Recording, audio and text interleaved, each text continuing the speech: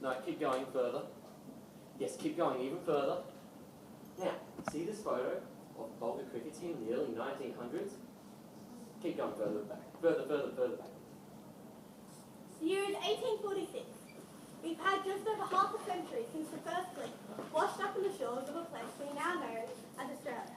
At this point, there won't be a harbour bridge in Sydney for another 77 years, and there won't be an opera house for 112. Ned Kelly's gang won't be captured at Glenrowan for another 34 years, and New South Wales and Victoria won't separate into separate states until 1851, 5 years from now. 26 years ago, a man named John Howe trekked across the mountains to a little place he called Patrick's Plains, but we now know it as Singleton, New South Wales. Population?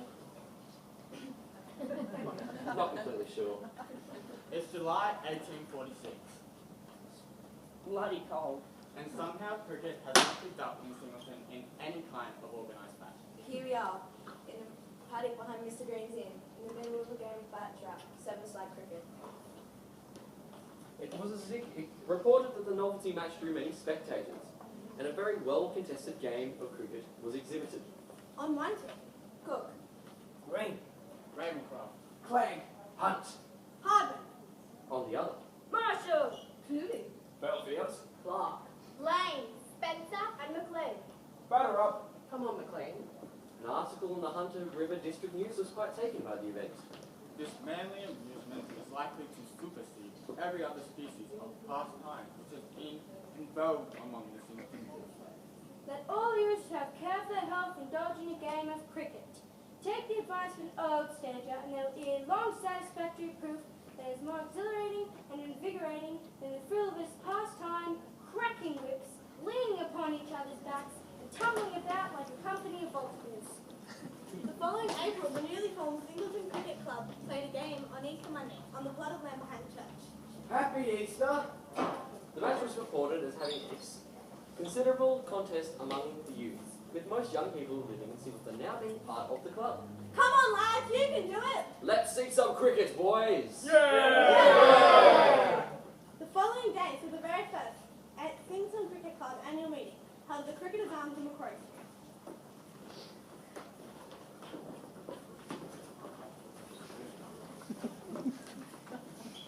You're coming here, all of you. Blimey. They picked up a large room fitted up for the purpose. At one end of the room was a very well-painted device, with the motto, Success to the ball and the bowl. and so they sat down to eat. A veritable feast was prepared with food and drink. To which the company did ample justice. And through the night, several humorous and eloquent speeches were delivered by the chairman, Henry Bailey Esquire. Humorous. Eloquent.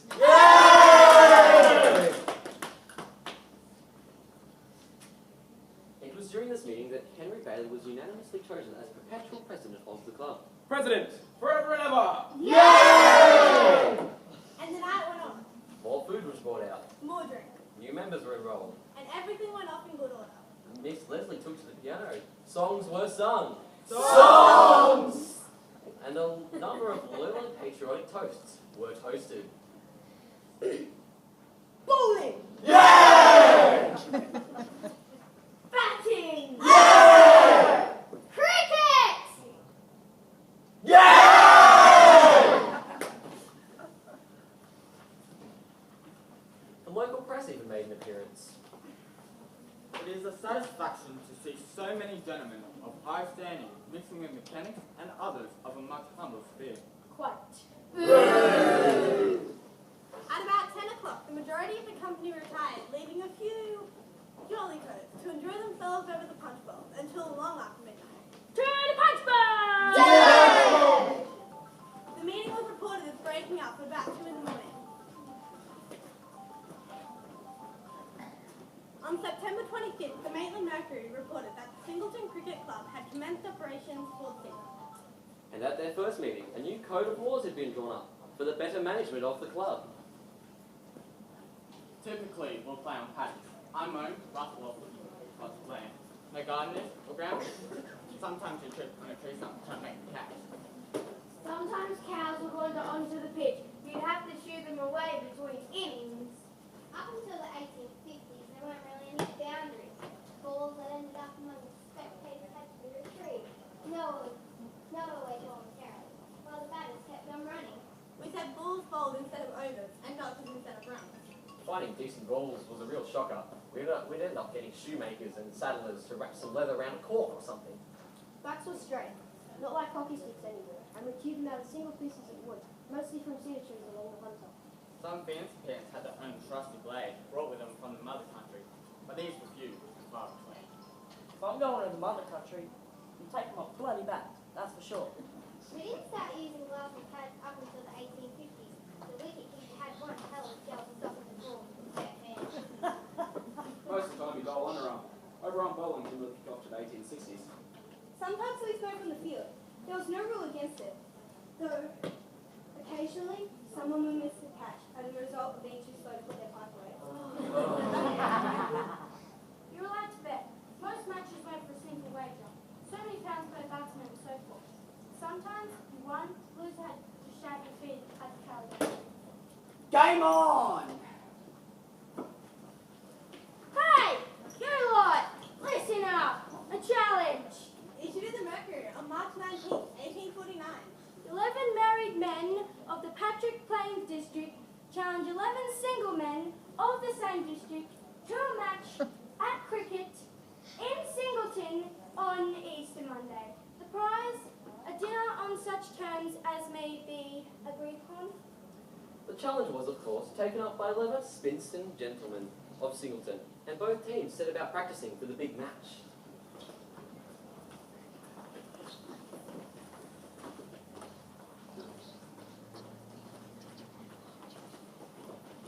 Finally, on Monday the 13th, on the flat opposite the Rose Inn, the two teams gathered for the game.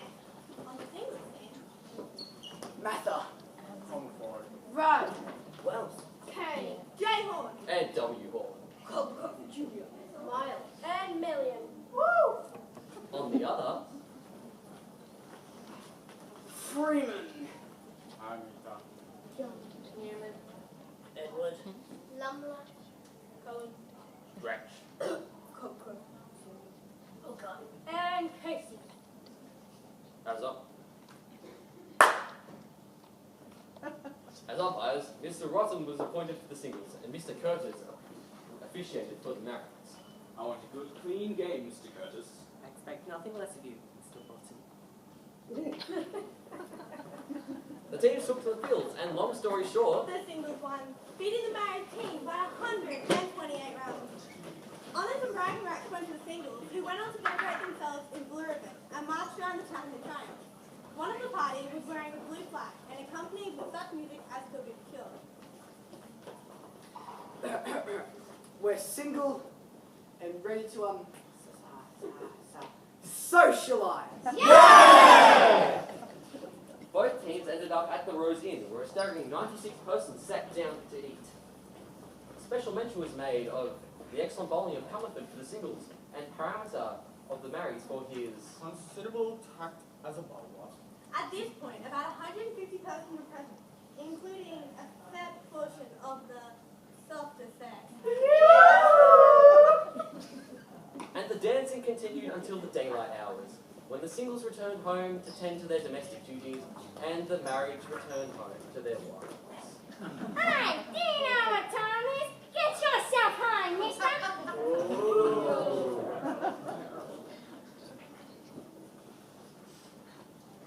We should do this again sometime. We should. You know, bunch of married blokes. You guys aren't that bad at cricket. You should have seen us before we were married. And so it was that cricket took off in Singleton, though over the next several years, it was clear that not everyone was all that happy about it. One such letter from May 1872. It would be well if the boys who play cricket on Sundays discontinued such an outrage upon the laws of Sabbath. I trust the young men who not infrequently join them will see that they are committing a grave error by countenancing such violation. Another in December 1878. We are sorry to notice the growing evil of larrikinism in the connection with the cricketing pastime in Singleton. The blackguardism that is being imported into the cricketing contests and that is allowed to run wild at the scene of a match is disgraceful, not only to the larrikins themselves, but those who permit it. Who went on to say, We call upon all cricketers who desire to preserve the respectability of their favourite game to take every opportunity to discourage the use of foul and indecent language during matches and the practices. and on. If some poor forsaken drunkard reeling out of an obscure drinking den was caught making use of such filthy expressions, he would be liable to a penalty of £5 or 3 months' imprisonment. Finally, in December 1879, Can you inform me where the police were on Saturday last? I fear one of them was very much required at the Singleton cricket ground, where the most disgusting and obscene language was used, and must have been very distasteful for the onlookers. I think it is high time that some notice should be taken of it, and the offenders prosecuted. I am, sir, a hero. But the cricketers were not discouraged. in fact, the 1870s saw a number of other local cricketing clubs popping up around Singleton, including The Star Club! Who, on New Year's Day 1873, in a match in West Maitland, beat the National Club by 34 runs. The team consisted of Park, Fawcett, Martin, Jarman, Maguire. Adams, Greg. Burke, and Burke. some of which were also members of the Singleton Club. But Star Club's the best, right, lads? Yeah! Star Club! Star Club! Star Club! Star Club! Star Club! Also, they thought. On the 14th of February 1874, the Star Club played against Singleton. And in spite of only having 11 players to 15, Singleton crushed them, with Clark and Belfield dismissed the first 10-star batsman with a splendid opening spell of bowling. good bowling there, Mr. Belfield. And you, Mr. Clark. The following year, in November 1875, the two rival clubs again came head-to-head, this time with 11 players apiece. And again, Singleton crushed them. Looks like the old horses proved too strong for the young colts, eh, Armin? Looks like it. And the legacy of the Singleton Club was set in stone. Many years later, in 1897, Singleton lost one of their best players, M.J. Shepherd, when he was transferred to take charge of the Post and Telegraph Office at Wickham. Well, Mr. Sheppy, too right. A farewell function was held at the Masonic Hall, again with food and drink and speeches.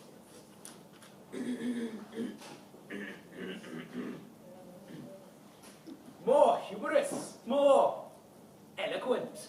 Yay! She's still the bloody president. Perpetual president, remember? Shepherd himself was presented with presents. A specially selected bat. With an inscribed silk shield, a silver mounted pump, a silver matchbox, And a tobacco pouch. From all of us here at the club, as a way of saying thanks. More food was brought out. More drink, you can be sure of that. Songs were sung and many a tear was shed. Shepherd himself stood up to deliver a speech. Lads, my time with the Singleton Cricket Club has been one of a great adventure. We've had a lot of drinks, a lot of laughs, and a lot of good times out on that field. Thank you guys for the prezzies. You truly are fair dinkum. And even though I'm moving into Wicker in the big smoke being a postie, I will always remember these days. To Shepherd! Singleton's colonial outpost of the cricketing world fostered the rise and fall of many clubs throughout the years, such as the Rovers, The Advance Club, the Belvederes, the Harponier, the Ironclads, the Jerseys, St. Patrick's Club, the Orphans, Carlton. and South Singleton Lillywhite Club. What remains are the legacies of the healthy sporting competition, local pride, a community coming together in strength and camaraderie. One more thing, lads. To mark this occasion momentous but sad, we will arrange for a photograph to be taken. Get in position. Come on. This again. After. We are good? 1, 2, 3.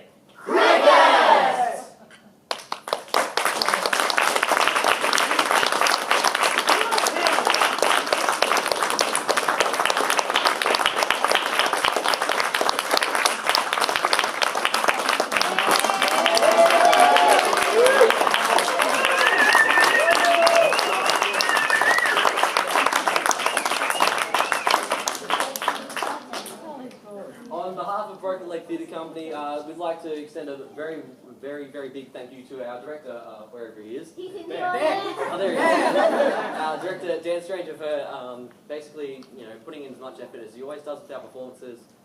He's a great dude.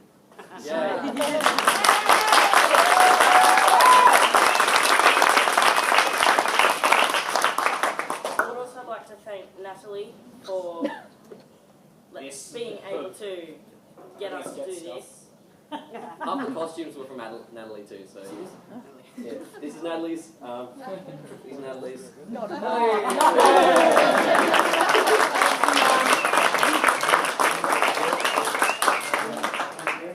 The library would like to thank you guys for all your dedication and hard work putting this together. It was very entertaining, so thank you so much. Thank you. And we'll just give Dan a little sticky of appreciation for each of you. So thank you so much.